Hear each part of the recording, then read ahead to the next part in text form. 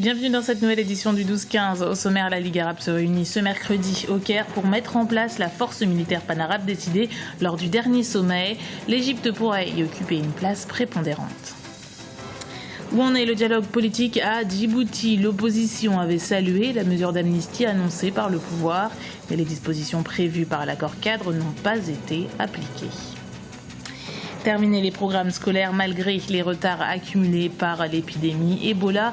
C'est ce que tente de réaliser l'établissement universitaire de Foulaya à Kindia, une ville située à 100 km de la capitale guinéenne, Conakry. Mais d'abord, l'Éthiopie instaure 3 jours de deuil national ce mardi après le massacre de 28 chrétiens perpétré par des membres du groupe terroriste de l'État islamique. Le groupe Daesh a diffusé ce dimanche une vidéo qui montre l'exécution de ces Éthiopiens capturés en Libye. Le porte-parole du gouvernement a condamné cet acte et a rappelé l'engagement du pays contre le terrorisme, notamment en Somalie contre les Shebab. La présidente de la commission de l'Union africaine, Nkosazana Dlamini-Zuma, a fermement condamné ces meurtres qu'elle a qualifiés de barbares et lâches. Écoutez les propos de notre éditorialiste Gratien Roukindi Kiza. L'État islamique a 2 origines, je dirais même 2 problèmes, parce qu'il y a l'État islamique qui se trouve en Syrie, Irak, qui a pour origine plusieurs raisons. On peut parler aussi du combat contre le gouvernement syrien, aussi le gouvernement irakien. Il y a des soutiens et des soutiens. Mais si on reporte en ce qui nous concerne au niveau de l'Afrique, c'est surtout, il faut éradiquer, disons, le manque d'autorité des États, notamment on voit en Libye, on voit dans d'autres pays, même Boko Haram au Nigeria, il y avait un vide presque au niveau militaire. Non, il y a cela, il y a surtout la lutte contre la pauvreté parce que ce sont des groupes qui prospèrent sur la misère des gens. Former une force militaire conjointe pour lutter contre le terrorisme, c'est l'objectif commun des chefs d'État de la Ligue arabe. Ils doivent se rencontrer ce mercredi. Ils s'étaient déjà réunis une première fois à Sharm el-Sheikh en Égypte à la fin du mois de mars. L'État islamique s'imposait comme la principale cible. Ce mercredi au Caire, ce sont les spécificités techniques de cette force qui seront discutées. Grazela Jakunte. Les États membres de la Ligue arabe seront réunis ce mercredi 22 avril au Caire, la capitale égyptienne. Conformément à ce qui avait été décidé lors du sommet arabe les 28 et 29 mars, une force panarabe sera bien érigée contre l'État islamique. Les exactions du groupe terroriste sont quasi quotidiennes, mais pour certains observateurs, la solution ne peut pas être que militaire.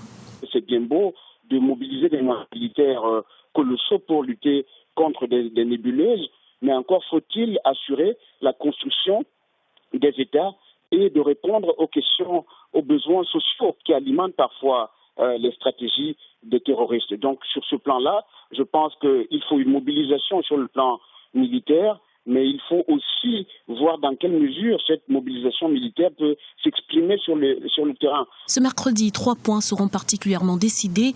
La composition de cette force, les mécanismes d'action ainsi que le montant du budget. L'Égypte pourrait occuper une place importante dans la formation militaire. Le pays hôte possède l'armée la plus conséquente en termes d'effectifs et la mieux équipée de la région. Mais outre les aspects techniques, la stratégie d'approche devra également être abordée. Lutter contre le terrorisme veut dire qu'on doit frapper sur des positions ennemies, mais aujourd'hui, on voit dans certains pays, notamment en Libye, que la situation est extrêmement complexe. On va bombarder qui? Est-ce qu'on va ravager toutes les villes occupées par des terroristes, y compris des civils? Je pense que la situation est extrêmement complexe et qu'une simple résolution, une simple décision politique de mettre en place une force militaire conjointe n'est pas suffisante pour lutter efficacement contre le terrorisme. Une fois la réunion passée, le Conseil de défense de la Ligue aura 3 mois pour valider les décisions prises. L'organisme rassemble les ministres de la Défense et des Affaires étrangères. Une mission planifiée au moment où les milices Houthis sont bombardées au Yémen par une coalition de 9 pays, dont l'Égypte. Près de 2 ans après sa destitution par l'armée, l'ancien président égyptien Mohamed Morsi connaîtra le verdict de son procès ce mardi. Accusé d'incitation au meurtre, il encourt la peine de mort ou la prison à perpétuité. Celui qui a succédé au Raïs, Hosni Moubarak, a d'ailleurs appelé ses partisans à manifester jusqu'à l'énoncé du verdict. Des frères musulmans dont les rangs avaient été décimés par la répression instaurée par son successeur, le président Al-Sisi. À Djibouti, 4 mois après son adoption, retour sur l'accord cadre entre l'USN, l'Union pour le Salut National, parti d'opposition, et le gouvernement. Le texte prévoyait des discussions sur la CENI, la Commission électorale nationale indépendante, sur le statut de l'opposition ou encore sur les codes de conduite des partis de l'opposition. Qu'en est-il aujourd'hui? Élément de réponse avec Ibrahim Dinjai.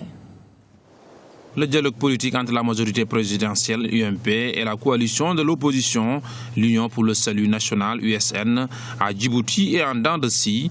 Pourtant, les accords du dialogue politique intervenus le 30 décembre 2014 entre les deux camps devraient permettre d'instaurer un climat apaisé.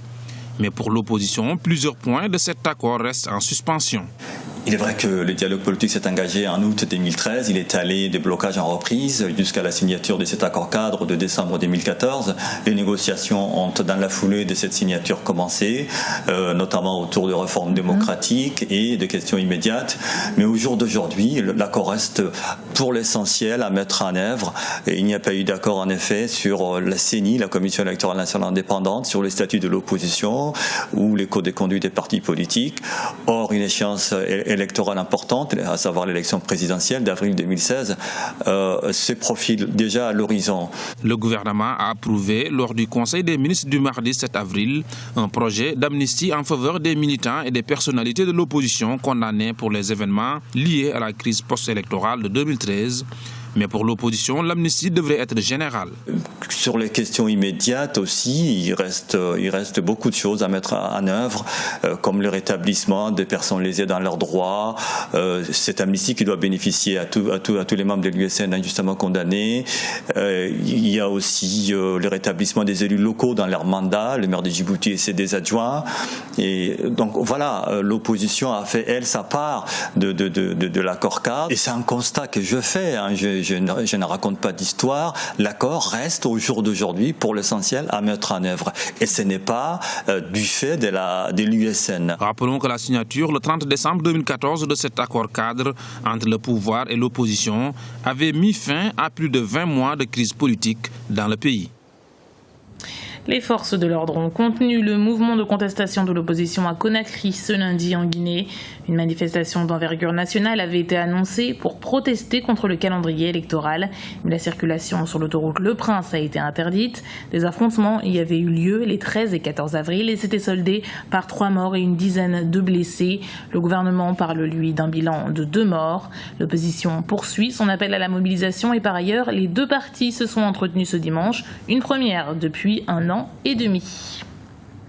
On reste en Guinée où les écoles s'organisent pour rattraper le retard lié à l'épidémie Ebola.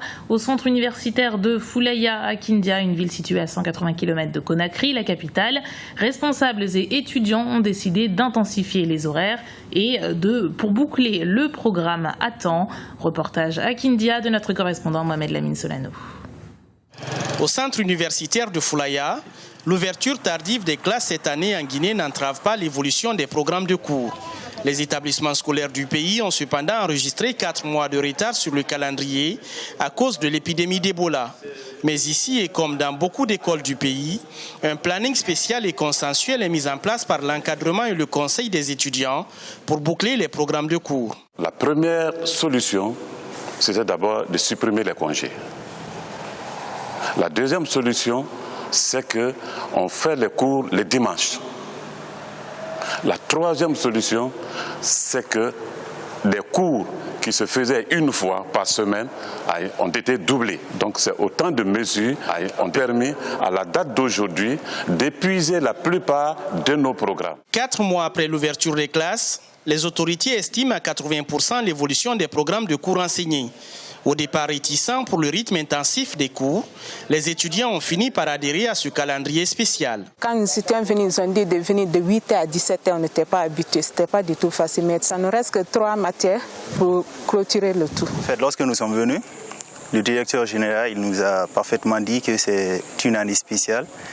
Et donc il faudrait beaucoup de courage et de motivation afin que nous puissions achever les programmes à temps. Donc il nous a dit les dispositifs.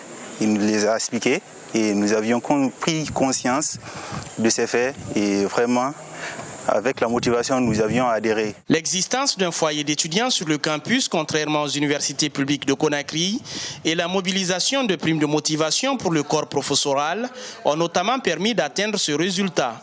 Le rythme de 6 jours de cours sur 7 par semaine de 8h à 17h sera maintenu jusqu'au 27 juillet, date programmée pour la fermeture des classes dans ce centre. C'est le journal de la rédaction, merci de l'avoir suivi. Retrouvez dans un instant une nouvelle édition du 12-15 sur Africa 24.